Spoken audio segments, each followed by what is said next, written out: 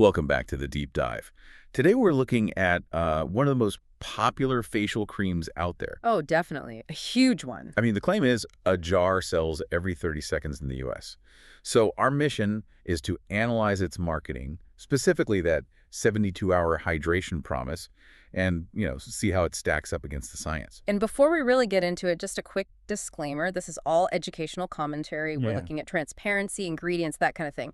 This is absolutely not medical advice. We're analyzing the box, not telling you what to do with it. Exactly. And with that kind of market presence, claims about ingredients from Antarctic glaciers really need a closer look. So let's investigate. Let's do it. So that Antarctic glaciers line, it sounds like pure marketing magic, right? 100%.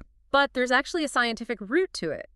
The ingredient is called Pseudo-Ultramonas ferment extract. Which is quite a mouthful. It is, but it's basically a specific bacteria that's harvested from Antarctic sea glaciers. And we looked at the research on that. It seems it could boost skin hydration by, what, almost 15%. Yeah, But specifically in cold weather tests. precisely. So the exotic source is actually tied to a real function for skin barrier health. Okay, that makes sense. But that does bring up another point. When we talk about harvesting things from fragile places like the Antarctic, there is an ethical question there for consumers to think about. A really important one. Right. How do you balance getting the sophisticated ingredient with protecting the ecosystem? Exactly. But shifting back to what's inside the jar, Right. the other key player is a 4.5% concentration of squalane. This one comes from sugarcane. And we know squalane is important because it's so similar to your skin's own oils, its own sebum. It helps prevent water loss without that, heavy, greasy feeling. It does, and the clinical data on the formula is, well, it's surprisingly robust. It is. Testing showed it hydrates up to 15 layers dip into the skin. One trial found a 55% faster moisture barrier recovery time. And it has the National Eczema Association seal of acceptance. Those are legitimate metrics. They are very legitimate. So what about that flashiest claim, the 72-hour hydration?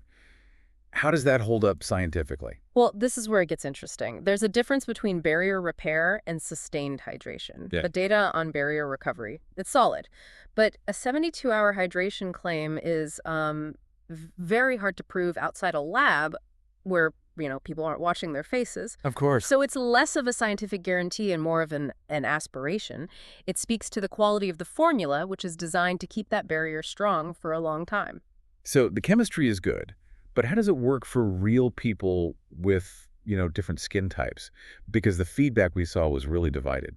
Massively divided. For users with severely dry skin, you hear words like holy grail. We saw people saying they've used it for 10 years straight. Wow. For them, that intensity is exactly what they need. But on the other side, people with combination or oily skin sometimes say it's too much, Yeah. too rich, or too hydrating. Right. Which isn't a knock on the product's quality at all. It's just a chemistry mismatch for their skin. So that brings up the value question. Yeah. The science is good, but what are you paying for? Exactly.